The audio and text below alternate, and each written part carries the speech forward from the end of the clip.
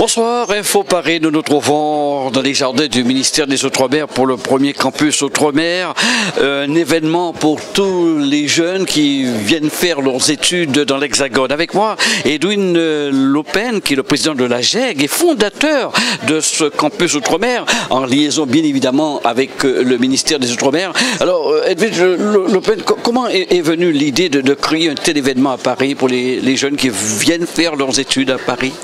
L'idée de créer Campus Outre-mer, c'était aussi un aboutissement sur le travail que font toute l'année les bénévoles de la GEG, en accompagnant, en sensibilisant et en informant. On vient de sortir d'une campagne d'été où je tiens à saluer le travail des ambassadeurs, où il y a eu pendant 2 mois une sensibilisation faite dans toutes les communes de la Guadeloupe. Donc il y a 2 ans, lors de notre assemblée générale, on a fait un petit village dans l'hôtel de ville où on avait des partenaires sur l'insertion, le logement, l'orientation, etc. et le financement. On s'est dit qu'il faudrait peut-être faire ça de manière plus institutionnalisée. On a prévu de faire notre assemblée générale le mois prochain, en octobre, donc 2 ans après. On pensait refaire le même format. Et puis, on est venu au ministère, on en a parlé avec la ministre, et elle nous a dit, mais pourquoi ne pas imaginer ce format dans mes jardins et de manière plus intéressante. Donc du coup, on fait de manière intéressante pour tous les jeunes d'Outre-mer, tous les étudiants d'Outre-mer, et on s'est dit, oui, pourquoi pas. On aime les challenges à la GEG. Franchement, je remets tout ça dans la main de nos bénévoles, parce que ce sont des bénévoles qui aiment les challenges. Et voilà, aujourd'hui, c'est une 60aine de jeunes qui sont présents et qui nous ont dit, bon, ben, qu'est-ce qu'on fait? C'était le 15 juin. Et du 15 juin, voilà, on est à cette première édition du campus Outre-mer où une machine s'est mise en route. Alors, vous avez ici regroupé un certain nombre d'organismes qui sont présents, qui vont répondre aux besoins, aux attentes de ces étudiants? Tout à fait. Alors, on a plus de 70 exposants, qui sont là aujourd'hui. Alors, sur le secteur logement, on a les partenaires logement de la GEG et notamment qui font de logement étudiant, que ce soit bailleurs privés ou bailleurs publics. On a également un pôle orientation, on a les CIO, ONICEP qui sont présents. On a un pôle aide sociale avec la CAF qui est présente, le CRUS qui est présent. On a également un pôle tout ce qui est bien-être étudiant. Donc voilà, là ils sont assez nombreux sur les salles de sport, le volet culturel également, ou la santé des cheveux, ou la nutrition également avec NutriCréole. On a tout un volet sur les partenaires principaux, le financement avec la BRED qui nous accompagne. Je tiens à saluer parce que BRED Espace Outre-mer qui fait un vrai travail pour les jeunes ici. On a également tout un volet avec les mutuelles, où il y a la mutuelle Margaïa qui est présente avec nous à nos côtés. On a également la Maïf qui travaille avec nous et la LMDE, la mutuelle des étudiants. Oui, il y a vraiment tout un volet. Un autre volet avec toutes les régions. Ici, vous avez la région Guadeloupe, il y a la région Martinique, Guyane. Un peu moins la Martinique, pourquoi? Un peu moins la Martinique, franchement, je ne pourrais pas vous dire. Ils nous ont envoyé une délégation de 4 jeunes de la Martinique. Il y a quand même 4 étudiants, 2 qui sont venus de la Martinique représenter la région. Il y a l'association Martinique Ambition Jeune.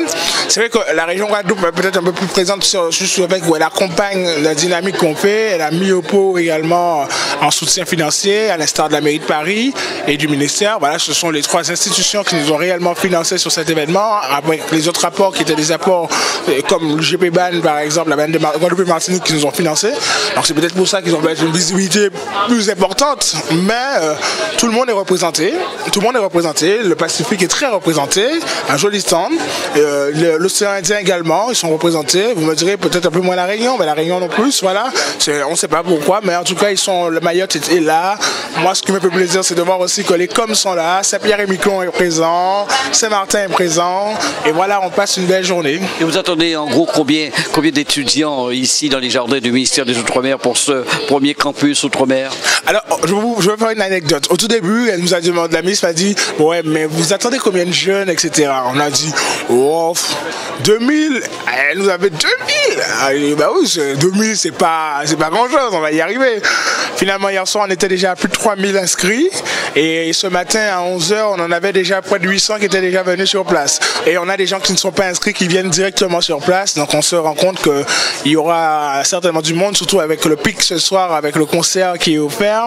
Donc, vraiment, on attend au moins 3 à 4 000 personnes à minimum.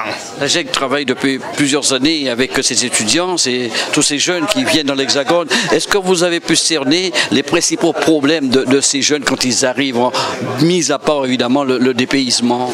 Alors, mis à part le dépaysement, l'un des premiers problèmes qu'on rencontre, c'est le logement. Pour moi, le logement est l'inquiétude de tout parent quand il vient dans l'Hexagone, bon, notamment aux Antilles, où voilà, 8000 km, savoir qu'il faut choisir le logement à distance, on peut refuser, on ne sait pas vers qui on envoie.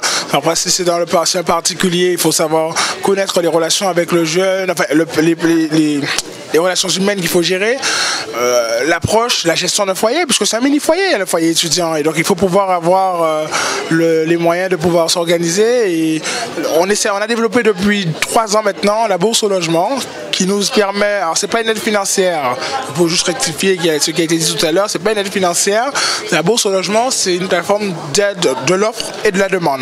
On fait se rencontrer l'offre de logement, qu'elle soit de particuliers, de bailleurs privés et de bailleurs publics.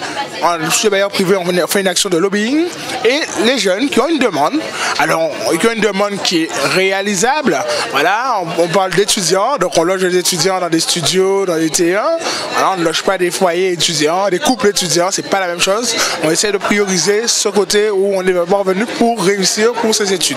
Donc c'est le logement. Ensuite, le dépaysement qui compte beaucoup, parce que dans les 6 premiers mois d'études, quand on n'a pas eu l'habitude de regarder aujourd'hui, on a un petit temps, il fait 20 degrés. Voilà, pour ceux qui sont arrivés hier, il faisait 32 chez eux pour la plupart.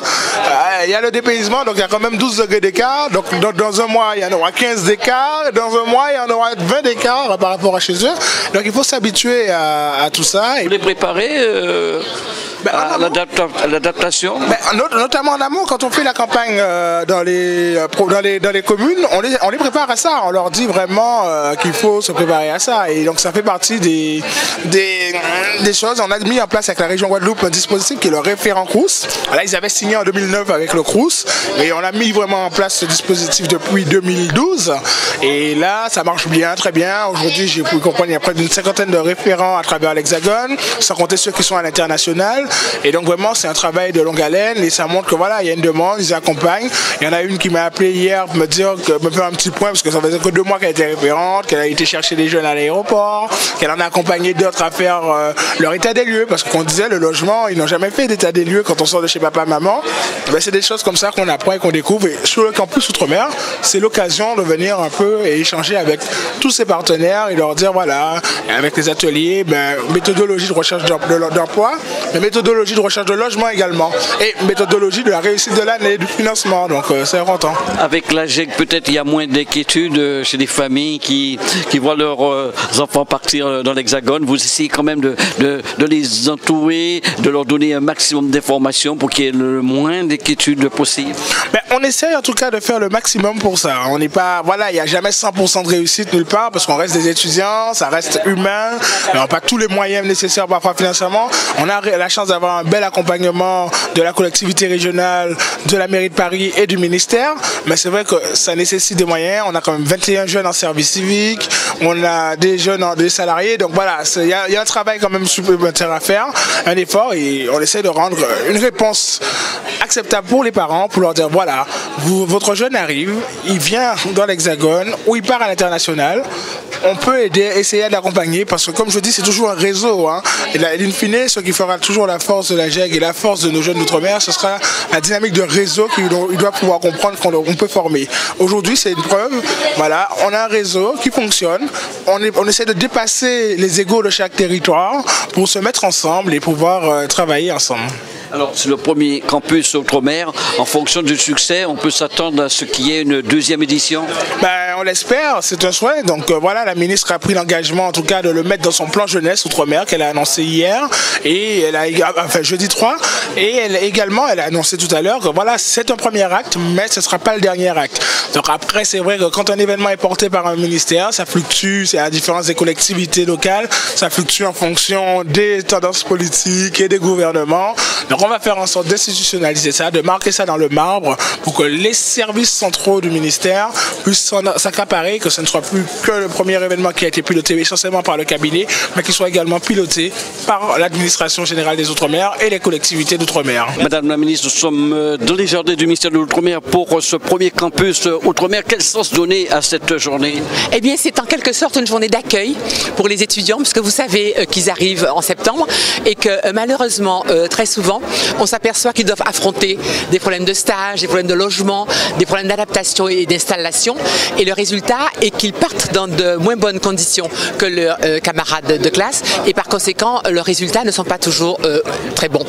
Nous espérons, en les aidant dans cette journée à rencontrer tous les interlocuteurs dont ils ont besoin, à ce qu'ils puissent résoudre plus facilement les problèmes matériels et qu'ils puissent mieux savoir à qui s'adresser s'ils ont une difficulté, s'ils ont un coup de blues. Donc, en quelque sorte, c'est un pot d'accueil au ministère des Outre-mer, mais c'est surtout une manière de leur dire qu'ils ont la possibilité de réussir et de leur dire surtout que nous tenons beaucoup à ce qu'ils réussissent, parce que s'ils réussissent leurs études et leur départ dans la vie, eh bien c'est une manière d'assurer l'avenir de leur territoire et pour nous tous c'est important.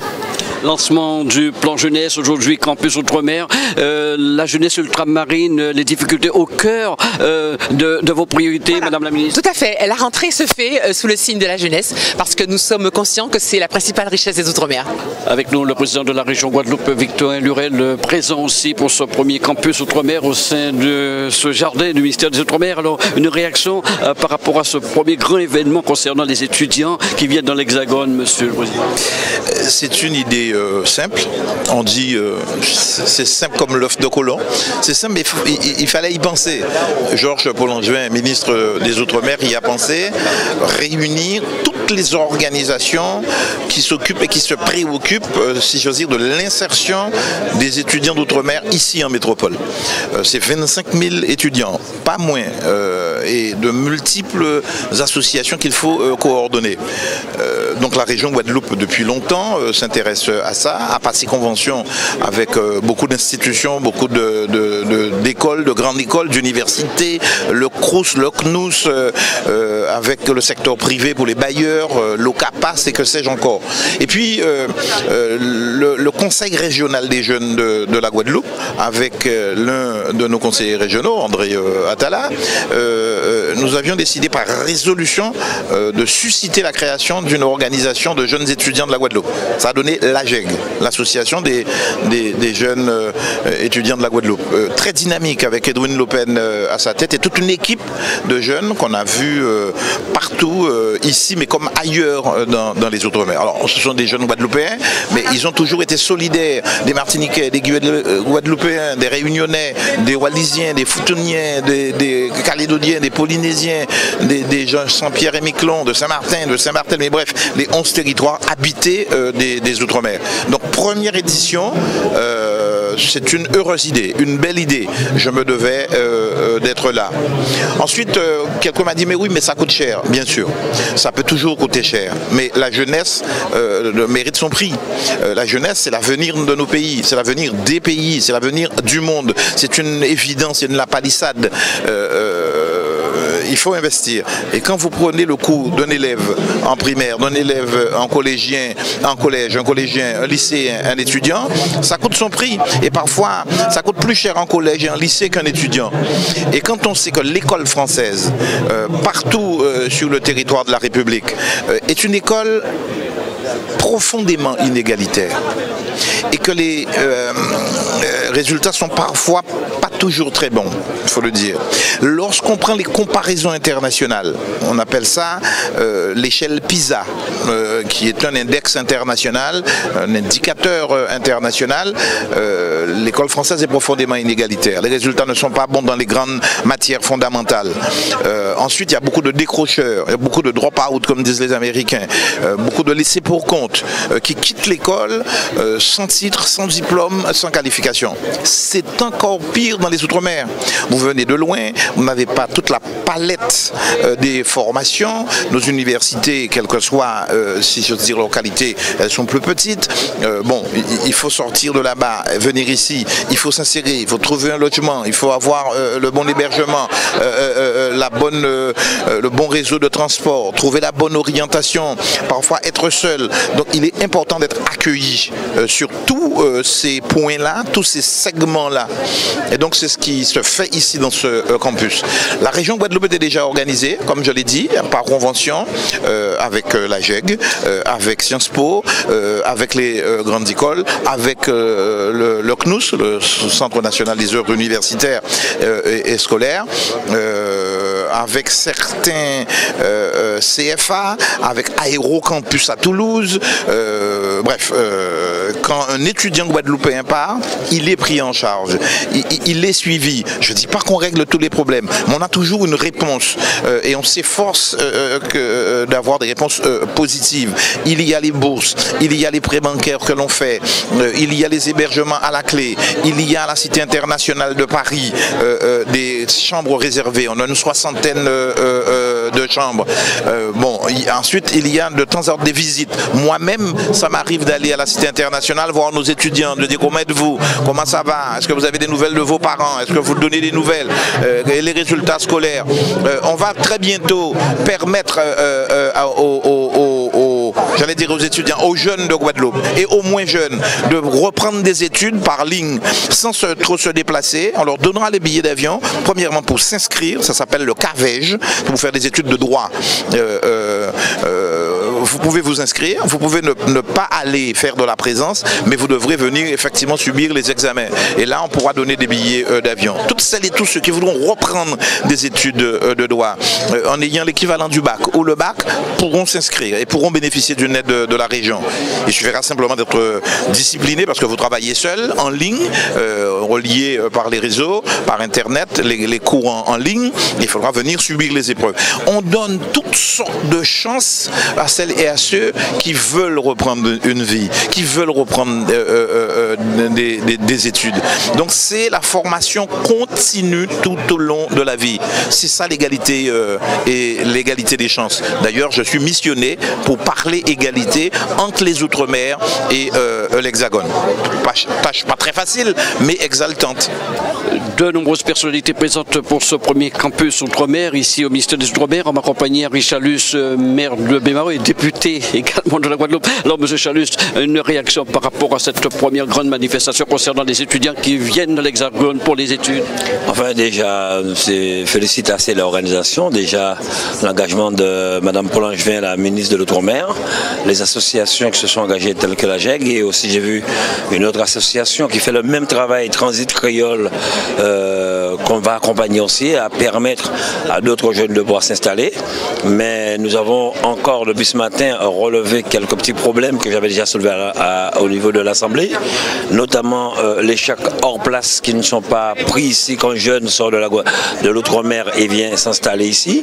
La deuxième chose, même le RIB pour ouvrir un compte électronique n'est pas accepté. Donc ce sont encore d'autres combats que nous aurons à mener pour permettre à nos jeunes. Il est inadmissible qu'un jeune qui ne travaille pas encore, qui vient s'installer en métropole et que les bailleurs, les responsables ne puissent pas accepter le chèque des parents, qui soit à la BRED, soit dans une autre banque BNP Paribas, ce sont les mêmes banques. Donc on a encore des choses à travailler.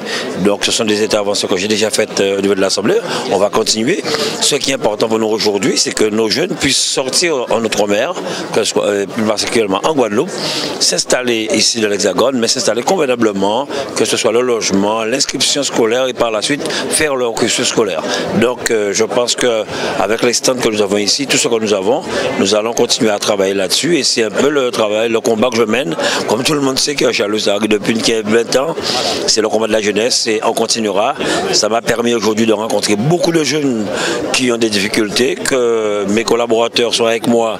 Nous allons essayer de régler ces problèmes avec eux, appeler ou frapper où on doit, mais il faudrait leur donner un coup de main, et c'est un peu ma présence ici à ces journées de l'Outre-mer aujourd'hui. Jean-Claude Cadet, le directeur de la DOM, présent aussi pour ce campus Outre-mer qui concerne les étudiants, tous ceux qui viennent faire des études dans l'Hexagone. Alors, monsieur Cadet, une réaction par rapport à un tel événement? C'est le premier événement de ce genre, du reste, pour ces étudiants. Ah oui, moi je pense que c'est un événement exceptionnel. C'est le premier, et puis là on réunit tous ceux qui interviennent en faveur des étudiants, notamment la DOM, que nous prenons en charge le billet d'avion pour les étudiants. Et puis, vous ne le savez peut-être pas, je vais signer dans quelques minutes une convention avec l'Association des jeunes de Guadeloupe, qui va nous ouvrir sa bourse logement, sa bourse, son pass études, etc. Je vais communiquer pour la JEG sur les prestations de la JEG, et c'est très très important que nous puissions ensemble accompagner ces jeunes étudiants qui viennent en métropole. La ministre l'a dit, moi je fais venir en métropole 20 000 étudiants par an. Et est-ce que vous avez pu cerner les principaux problèmes, les principales difficultés que rencontrent ces étudiants, M. Canet? Alors, la première difficulté, il y a quand même pour certains un problème de déracinement. Je suis toujours fort étonné, encore lundi, je recevais 80 jeunes au siège de la DOM, à peine une trentaine étaient déjà venus en métropole. Donc ils ont besoin d'être accueillis aux aéroports, ce que nous faisons pour les jeunes de la formation professionnelle, accompagnés, on les avait invités à déjeuner pour pouvoir discuter avec eux, et puis ensuite être suivis tout au long de leurs études. Donc il y a la question du logement qu'il faut résoudre avant même de... Problème crucial. Ah oui, question qu'il faut résoudre avant même de quitter son département. Et puis il y a divers problèmes sociaux, parfois en cours de parcours, plusieurs difficultés à régler. Et ensuite, à la fin des études, quand on a obtenu son diplôme, on a la question de l'insertion professionnelle dans un emploi là-bas ou ici. Donc c'est vrai que c'est des sujets assez difficiles. On les accompagne, on essaie de les accompagner. On va passer cette convention avec l'AGEG qui va compléter nos outils, qui va nous permettre de mieux les accompagner. Et puis, moi, je pense qu'il faut que les étudiants soient persévérants, qu'ils ne se laissent pas décourager.